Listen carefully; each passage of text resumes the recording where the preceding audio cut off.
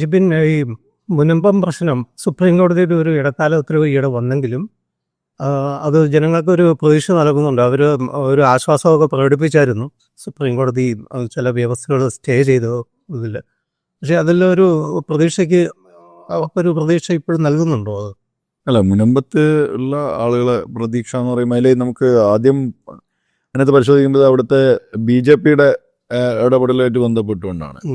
അപ്പോൾ BJP ഇങ്ങനെ ഒരു വിഷയം അവിടെ ഉണ്ടായി വന്നപ്പോൾ തന്നെ, ഈ വഖഫ് ഭൂമിയായിട്ട് ബന്ധപ്പെട്ടൊരു വിഷയം ഉണ്ടായി വന്നപ്പോൾ തന്നെ ദേശീയ തലത്തിൽ ഈ വഖഫ് ബില്ല് കൊണ്ടുവരുന്നതിൻ്റെ ഒരു മുന്നോടിയായിട്ട് ഇത് എത്രത്തോളം വലിയൊരു പ്രശ്നമാണ് ഇന്ത്യയിൽ, ഈ വഖഫ് ഭൂമി അവകാശവാദങ്ങൾ വലിയ പ്രശ്നമാണ് ഇന്ത്യയിൽ എന്നുള്ള രീതിയിൽ കൊണ്ടുവരാൻ വേണ്ടിയിട്ട് പല ഉദാഹരണങ്ങൾ അവർ എടുക്കുന്നുണ്ടായി. അപ്പോൾ അതിൽ നമുക്കറിയാം ഡൽഹിയിലുള്ള ചില ക്ലെയിംസ്, അതുപോലെ കർണാടകത്തിൽ നിന്നുള്ളത്, പിന്നെ ഒരു ഹിന്ദു ക്ഷേത്രം, പുരാതന ഹിന്ദു ക്ഷേത്രം ഉൾപ്പെട്ട ഒരു ഗ്രാമം തമിഴ്നാട്ടിലുള്ളത്. അതുപോലെ തന്നെയായിരുന്നു ഈ മുനമ്പവും അതിൽ ഉയർത്തപ്പെടുന്നത്. അപ്പോൾ ഈ മുനമ്പം ഉയർത്തപ്പെടുന്നതിന് പിന്നിൽ വേറൊരു ഒരു ഒരു അജണ്ടയും കൂടി ഉണ്ടായിരുന്നു.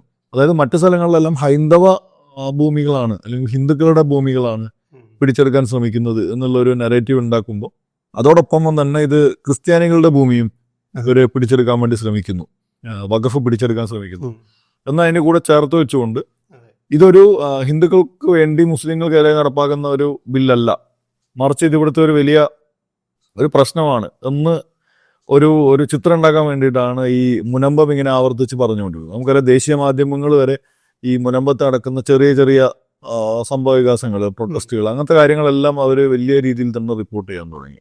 അതുപോലെ പ്രാദേശിക BJP നേതാക്കൾ മുതൽ ദേശീയ നേതാക്കൾ വരെ അവിടെ സന്ദർശിക്കുകയും സമരപന്തൽ സന്ദർശിക്കുകയും ഐക്യദാർഢ്യം പ്രഖ്യാപിക്കുകയും പ്രസംഗിക്കുകയൊക്കെ ചെയ്യും. പക്ഷെ അവിടെ ഈ പറയുന്ന എല്ലാ നേതാക്കളും ഒരുപോലെ പറഞ്ഞിരുന്നൊരു കാര്യം എന്ന് പറഞ്ഞാൽ, പിന്നെ നമ്മൾ ഈ ബില്ല് നാളെ കൊണ്ടുവരും, മറ്റന്നാൾ ഇത് പാസ്സാവും, നിയമമാവും, അതിൻ്റെ അടുത്ത ദിവസം തന്നെ നിങ്ങൾക്കെല്ലാം ഭൂമി കിട്ടും എന്നുള്ള ഒരു പ്രതീക്ഷയാണ് അവർ അതെ അമിത പ്രതീക്ഷയാണ് നൽകിയത്.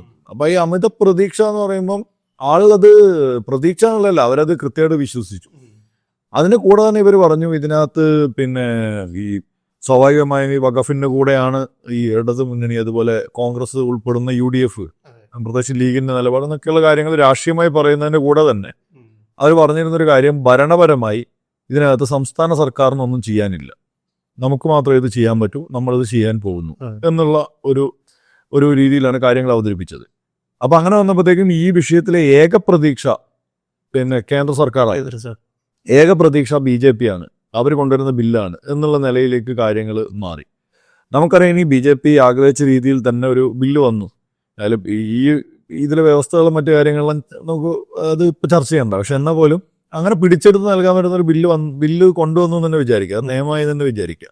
അങ്ങനെ ആയെങ്കിൽ പോലും തൊട്ടടുത്ത ദിവസം തന്നെ ഈ ഭൂമി പിടിച്ചെടുത്ത് കൊടുക്കാനൊന്നും പറ്റില്ലല്ലോ. സ്വാഭാവികമായിട്ട് അതിന് നിയമപരമായിട്ടുള്ള ചില കാലതാമസങ്ങൾ വരാം, അതുകൂടാതെ ഇതുമായി ബന്ധപ്പെട്ട കോടതി വ്യവഹാരങ്ങൾ ഉണ്ടാവാം, ഇതെല്ലാം കാലതാമസം ഉണ്ടാകും. അപ്പൊ അങ്ങനെ അതൊരു റിയാലിറ്റി ആണ് എന്നിരിക്കെ, അതായത് ഈ ബില്ല് പാസ്സായാൽ പോലും, നിയമമായാൽ പോലും, അത് എത്ര കർശനമായ നിയമമാണെങ്കിൽ പോലും, അത് എത്ര പിന്നെ വൺ സൈഡഡ് ആയിട്ടുള്ള നിയമമാണെങ്കിൽ പോലും അത് നടപ്പിലാക്കാൻ ഒരു സമയം എടുക്കുന്നുള്ളത് എന്താ സാമാന്യ ബോധമാണ്, സാമാന്യ യുക്തിയാണ്. അപ്പോൾ അതിന് മേലെയാണ് ഇവർ പ്രതീക്ഷ കൊടുത്തുകൊണ്ടിരുന്നത്.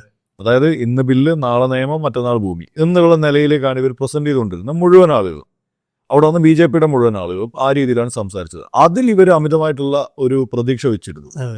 അത് പിന്നീട് അത് ബില്ലായി വരികയും ബില്ലിലെ വ്യവസ്ഥകൾ ഇങ്ങനെയാണ്, നിയമത്തിന്റെ വ്യവസ്ഥ ഇങ്ങനെയാണെന്നൊക്കെ പറയുമ്പോൾ തന്നെ നാളെ നമുക്ക് ഭൂമി കിട്ടാൻ പോകുന്നില്ല എന്നുള്ള കാര്യം ആളുകൾ തിരിച്ചറിയാൻ തുടങ്ങി. അതിനുശേഷം ഇപ്പോഴാണെങ്കിൽ അതിന്റെ ചില വ്യവസ്ഥകൾ അത് പിന്നെ സ്റ്റേ ചെയ്യുന്നു. പക്ഷെ അതുപോലെ എത്രയോ നാളുകൾക്ക് ശേഷമാണ് സ്റ്റേ ചെയ്യുന്നത്. ഇത്രയും നാൾ ആ സാധനം അവിടെ കിടക്കുന്നുണ്ട്, എന്നിട്ട് പോലും ഒന്നും ചെയ്യാൻ പറ്റിയിട്ടില്ല. അത് യഥാർത്ഥത്തിൽ ആ ബില്ല് സെറ്റ് ചെയ്തേക്കുന്ന എല്ലാ രീതി തന്നെയാണ്. ഈ ഒരു റിയലൈസേഷൻ അവിടെയുള്ള ആളുകൾക്ക് വന്നു എന്നുള്ളൊരു സംഭവം വന്നതിന് ശേഷം നോക്കി കഴിഞ്ഞാൽ നമുക്ക് മനസ്സിലാവും നാഷണൽ മീഡിയ ഈ വിഷയം ക്യാരി ചെയ്യുന്നില്ല, പ്രാദേശിക മീഡിയ പോലും അവിടെ പോകുന്നില്ല, നേരത്തെ പോലെ BJP നേതാക്കൾ അവിടെ ചെല്ലുന്നില്ല, അവരതിന് നേതൃത്വം കൊടുക്കുന്നില്ല. എനിക്കൊന്നും ഇപ്പൊ 200-ാം ദിവസം ഞാൻ ആഘോഷിച്ചപ്പോൾ അവിടെ ഷോൺ ജോർജോ മറ്റോ സന്ദർശിച്ചു എന്നാണ് മനസ്സിലാക്കാൻ കഴിയുന്നത്. പക്ഷെ അവിടെയും അദ്ദേഹം വലിയൊരു ആവേശ പ്രസംഗം നടത്തിയതായിട്ടോ അല്ലെങ്കിൽ അങ്ങനെ കാര്യങ്ങൾ മാധ്യമങ്ങളിൽ നിന്നോ അല്ലെങ്കിൽ സോഷ്യൽ മീഡിയ നമുക്ക് മനസ്സിലാക്കാൻ പറ്റുന്നില്ല. അധികം നേതാക്കളെ ഇപ്പൊ അവിടെ കാണുന്നില്ല. അതെ, BJP-യുടെ ഒരു പ്രസൻസ് അവിടെ കൊടുത്തവരൊന്നും ഇപ്പോഴും രംഗത്തില്ല.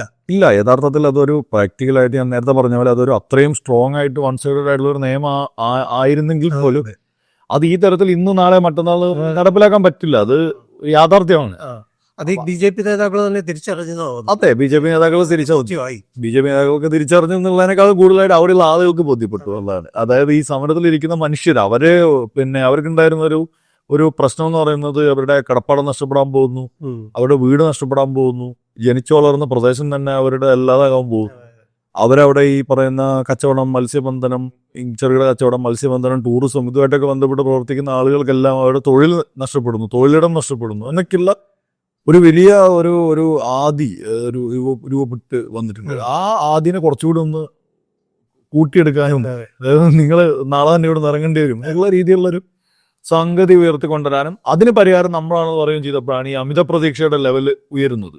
അപ്പൊ ആ അമിത പ്രതീക്ഷ അവർക്ക് ഒരു തരത്തിലും ഇത് ചെയ്യാൻ പറ്റിയില്ല എന്നുള്ളത് അവിടുത്തെ ജനങ്ങൾക്ക് ബോധ്യപ്പെട്ടു. ആ ബോധ്യത്തിന് പിന്നെ അവിടെ നിന്നിട്ട് അവർക്ക് എന്ത് പ്രസംഗിക്കാൻ പറ്റും, എന്ത് പറയാൻ പറ്റും? ഇപ്പൊ മാധ്യമങ്ങളും ഏകദേശം ഇല്ല, അവിടെ എനിക്ക് തോന്നുന്നു സമരപന്തലുണ്ട്. സമരം ഓരോ ദിവസവും ഒരു ബോർഡ് മാറ്റുന്നുണ്ട്, മുമ്പോട്ട് പോകുന്നുണ്ടെന്നാണ് മനസ്സിലാക്കാൻ കഴിയുന്നത്.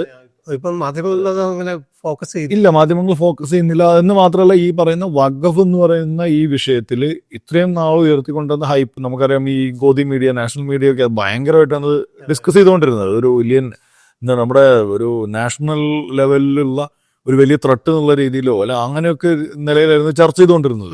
ഇപ്പൊ നമുക്കറിയാം കഴിഞ്ഞ ദിവസം ഈ ചില ഭാഗങ്ങൾ സ്റ്റേ ചെയ്യുകയൊക്കെ ചെയ്തല്ലേ. ആ ഘട്ടത്തിലൊന്നും തന്നെ നേരത്തെ ചർച്ച ചെയ്ത ആളുകളൊന്നും വീണ്ടും വന്നെടുത്തിട്ട് ഏതാണ് സ്റ്റേ ചെയ്തത്, എന്തുകൊണ്ടാണ് സ്റ്റേ ചെയ്തത്, ഇനി ഈ ബില്ലിന്റെ അവസ്ഥ എന്തായിരിക്കും, ഇങ്ങനത്തെ കാര്യങ്ങളൊന്നും ഇവര് ഇത് ചർച്ച ചെയ്യുന്നില്ല. അല്ലെങ്കിൽ അത് കൃത്യമായിട്ട് ആ രീതിയിൽ അനലൈസ് ചെയ്ത് റിപ്പോർട്ട് ചെയ്യുന്നതായിട്ട് പോലും കണ്ടിട്ടില്ല. നേരത്തെ നമുക്കറിയാം തുടർച്ചയായിട്ട് പ്രൈം ടൈമിൽ ചർച്ച എന്ന് പറയുന്നത് ഈ വഖഫുമായിട്ട് ബന്ധപ്പെട്ട വിഷയം തന്നെയായിരുന്നു. വളരെ സജീവമായിട്ട്. അപ്പൊ അങ്ങനെ ചർച്ച ചെയ്യപ്പെട്ട ഒരു ബില്ല് അല്ലെങ്കിൽ അങ്ങനെ ചർച്ച ചെയ്യപ്പെട്ട ഒരു നിയമത്തിന്റെ മുകളിൽ ഇങ്ങനെ കോടതിയുടെ ഒരു ഇടപെടൽ ഉണ്ടാവുന്ന പറയുമ്പോൾ സ്വാഭാവികമായിട്ട് ചർച്ചയാണ്.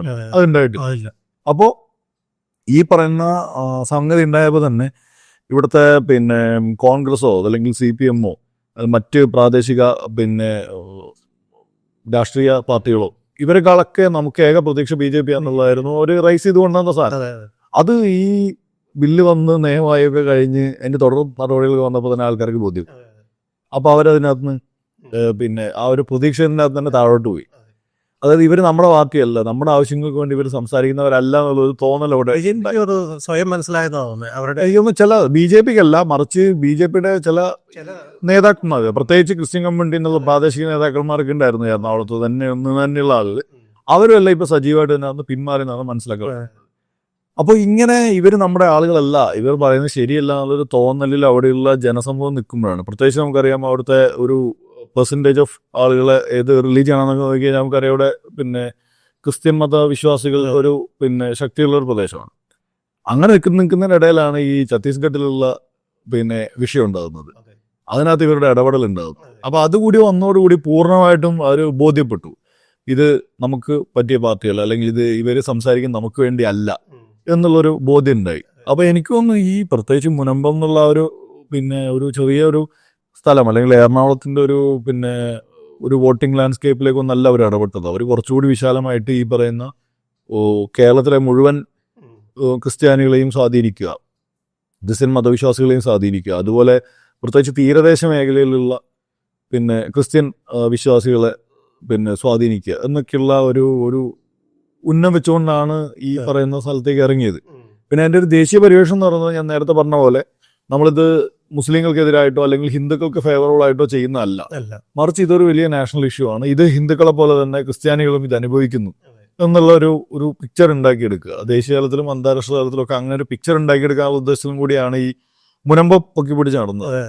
എന്തായാലും ഇപ്പൊ അതിന്റെ അവസ്ഥ ഈ ഒരു ഇതിലായിട്ടുണ്ട്. അപ്പോൾ ആ ഒരു വിഷയത്തിൽ നിന്നുള്ള ഈ ഒരു പിന്മാറ്റവും മൗനവും ഒക്കെ എന്തുകൊണ്ടാണ് ചർച്ച ചെയ്യപ്പെടാത്തതെന്ന് അറിയില്ല. എന്തായാലും അവരത് ചർച്ച ചെയ്യാൻ ആഗ്രഹിക്കുന്നില്ല എന്നാണ് മനസ്സിലാക്കുന്നത്. ചുരുക്കി പറഞ്ഞാല് സുരേഷ് ഗോപി ഇത് എന്റെ പണിയല്ലെന്ന് പറഞ്ഞ പോലെ BJPക്കും തോന്നിക്കാണോ ഇത് ഞങ്ങളുടെ കയ്യിൽ നിൽക്കുകയല്ല, അല്ലെങ്കിൽ ഞങ്ങൾ അതെ അവരിത് നടക്കുന്ന കാര്യമല്ല.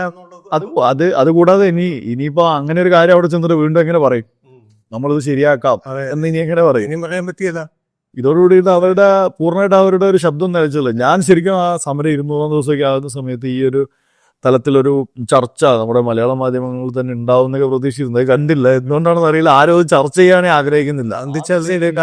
പത്രമാധ്യമങ്ങളിൽ ഒന്നുമില്ല അങ്ങനെ. അത് എന്താണ് എനിക്ക് തോന്നുന്നത്, ഈ ചിലപ്പോൾ ഈ നമ്മൾ പറയാറില്ലേ ചരിത്രത്തിൽ നമുക്ക് മറക്കാൻ ആഗ്രഹിക്കുന്ന ഏട് എന്നൊക്കെ പറയില്ലേ, അതുപോലെ ചിലപ്പം കേരള BJP മറക്കാൻ ആഗ്രഹിക്കുന്ന ഒരു ഏടായിരിക്കും ചിലപ്പോൾ ഈ മുനമ്പം.